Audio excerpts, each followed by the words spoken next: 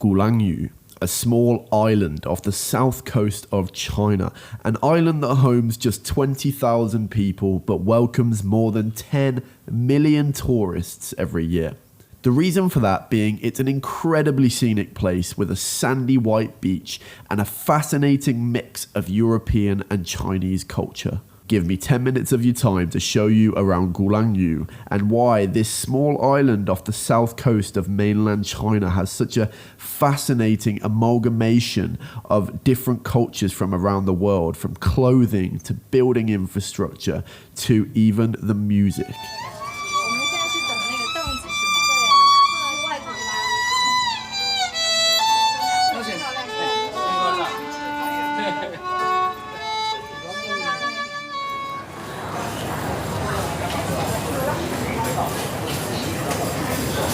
Here we are. Shout out to Jason Lightfoot, aka Wildman Cobra, aka Haba Wang. Just take a look how well kept all the gardens are. You got hard workers like this man over here, just absolutely doing bits every day to make sure all of the gardens are perfectly maintained.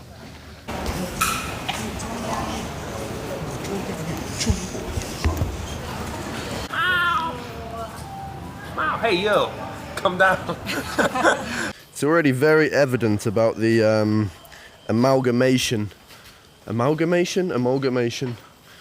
of different architecture styles here in Gulanyu.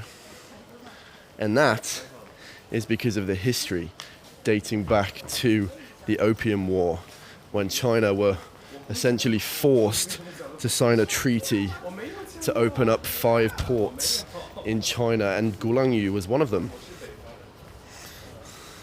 So in the early 1900s, foreigners were coming in and diplomats were coming in and building architecture and living here on this island.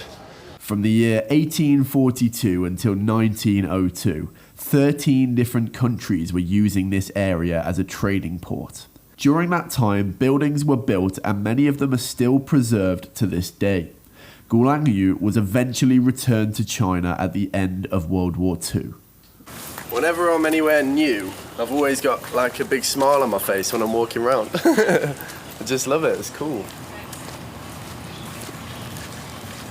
So it's funny how you can come to places and all of a sudden the puzzle pieces start fitting together and you start to understand more about the culture and history just by visiting a place and you know, getting to know your surroundings. Like, this is like a stamp in history. You know, this happened from a terrible thing that happened over 100 years ago, and now it's this beautiful place that is just open to tourists and to look around and explore. It's great, I love it. The spread of Christianity here in the 1900s brought a flux of Western music to the island.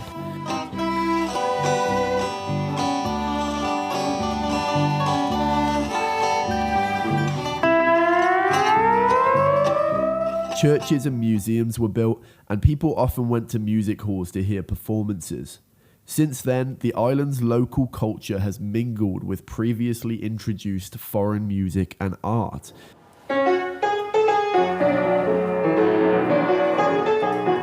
Which is what sets Gulanyu apart from many other places in China.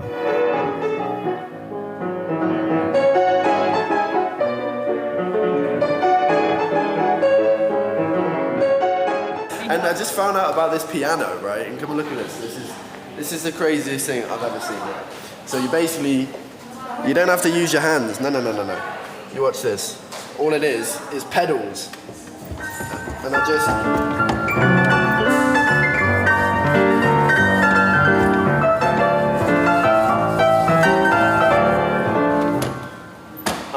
So I can trick people into thinking I'm as good as Sandy over here.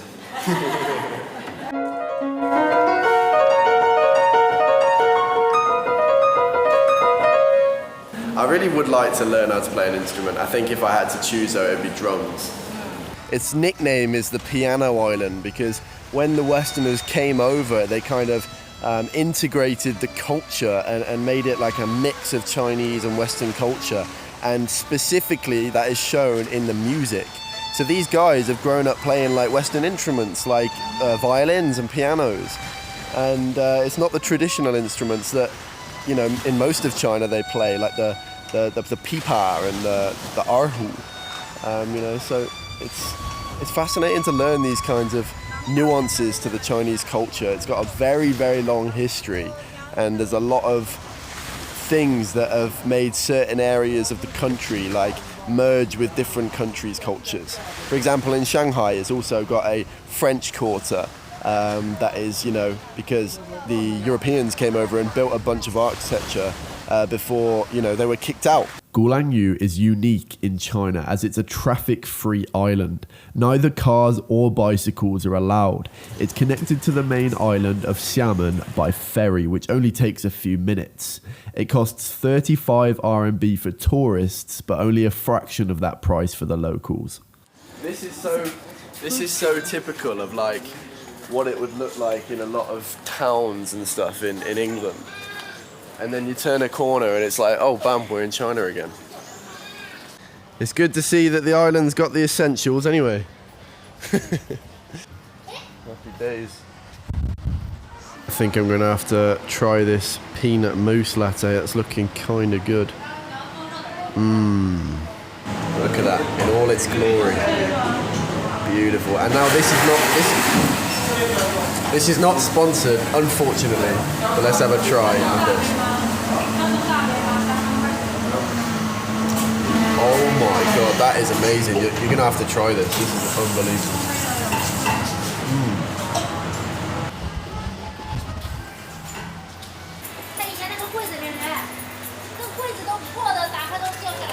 I've been told by Dad that I've got a funny walk. What? I've put you on the spot. What do you reckon to Gulanyu then? Oh no, I have no idea about it. I have no knowledge about it. At Nah, all. you can't say that. Really? Yeah. No. All right. Next time. Seems like this is a popular spot for wedding photos. About weddings, actually, it's an interesting one in China because in the West, we'll always take the wedding photos on the day of the wedding. But here, they sometimes do it months before and in several different places around the city or around the country. It's just kind of a different way of doing it. Oh, God, it's hard to carry that camera like that.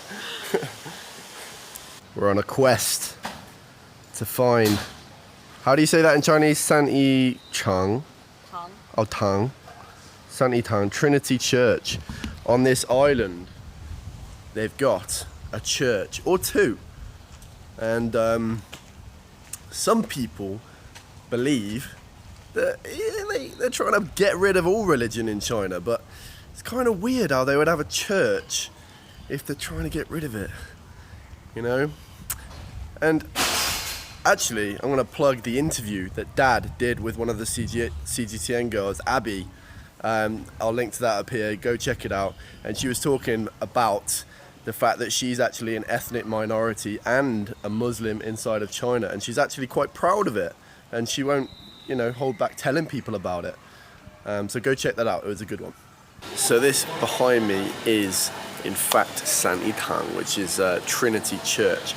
This is one of a few churches on this island of Gulanyu, and it was built back in 1934, but it's still standing today. It's not open right now, unfortunately, because they've been closing every other day but Sunday since COVID started. So unfortunately we can't show you inside, but here it is in all its glory. And me and my dad actually know a couple of practicing Christians and Catholics here in China. I don't know any practicing Muslims personally, but there are many, you know, in other areas of China, predominantly in Western China. So yeah, I would like to see those in the future. It's amazing when you're flying the drone in some places, because when you're on the ground, you just don't get the same perspective as when you're in the air at all. And you know, I've been told this is a very small island, but it's hard for us to conceptualize that. But when you go above, I can see it's a pretty big space. You know, it's got hundreds of houses on it, so it's not exactly a small island. But yeah, comparatively, it's small.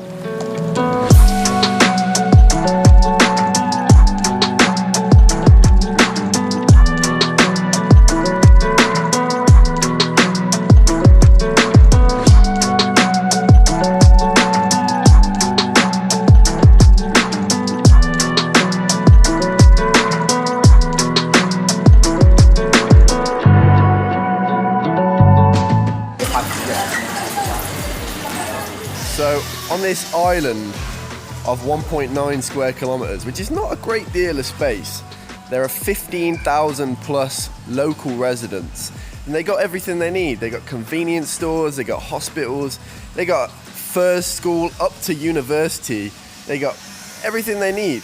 And if they do need to go over to Xiamen, you know, they need to take the ferry. But for the locals, it's about 20% of the price to take that ferry. I just walked past this shop, haven't we, Danny? And I was saying, cool, that smells nice, doesn't it?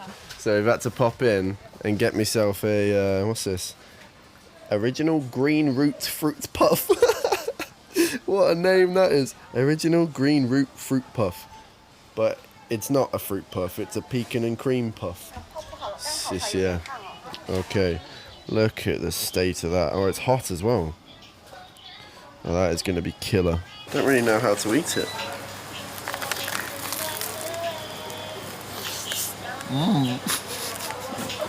Oh my word. That is amazing.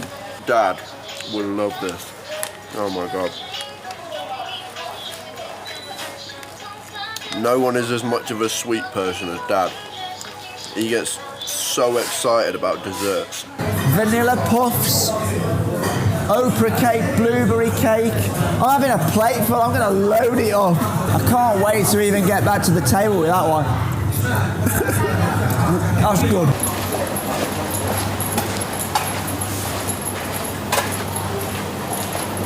$11-a-side pitch.